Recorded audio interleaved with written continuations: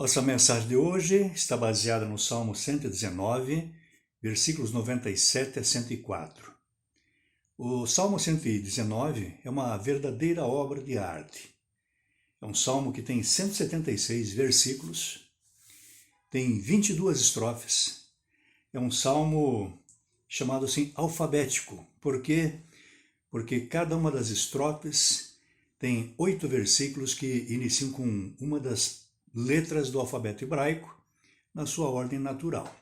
Então, a primeira estrofe lá começa com o Aleph, como se fosse a primeira letra do nosso alfabeto, a segunda o Bet, o Gimel, a terceira, Dalet, a quarta e assim por diante.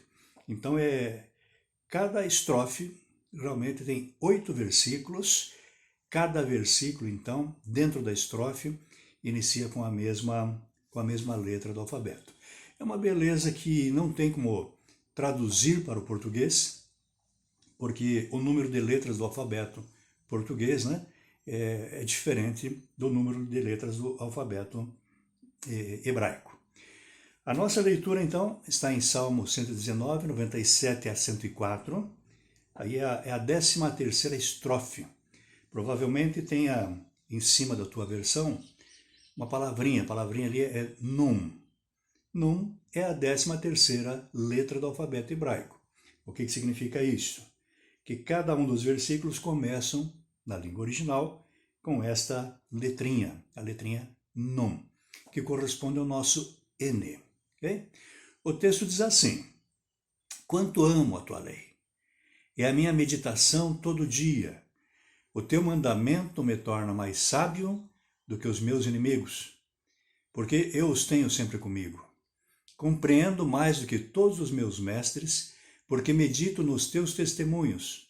Sou mais entendido do que os idosos, porque guardo os teus preceitos. De todo mau caminho desvio os meus pés, para observar a tua palavra. Não me afasto dos teus juízos, pois tu me ensinas. Quão doces, aqui é o destaque, né? Quão doces são as tuas palavras ao meu paladar, como se ele se alimentasse com as palavras da lei de Deus. São 176 versículos, não temos como ler agora, óbvio, né? No Salmo todo, apenas 2 versículos não fazem uma menção direta, usando aí uma palavra que descreva a palavra de Deus. Quão doces são as tuas palavras ao meu paladar, mais que o mel à minha boca. Olha a comparação. Por meio dos teus preceitos, preceito, palavra, né? Palavra de Deus, consigo entendimento. Por isso detesto todo caminho de falsidade. Muitos são os livros que eu já li, meus irmãos.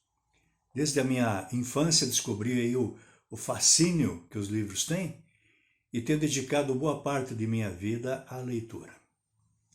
Lembro com saudades dos tempos que a biblioteca móvel vinha até próximo do bairro onde nós morávamos e trazia com ela conhecimento, entretenimento, esperanças, sonhos e aventuras que embalavam naquela época o meu coração de adolescente. Viajei com Dom Quixote, mais tarde fui aprisionado pelo estilo do Grande Sertão, Veredas, e depois fiquei impressionado ao perceber que a história pode ser contada também em forma poética, como em Os Lusíadas, por exemplo. Temos na Bíblia também história contada de forma poética, como é o caso, por exemplo, do livro de Jó. Hoje eu reconheço quantos livros me ajudaram, foram sempre meus companheiros e espero que assim continue.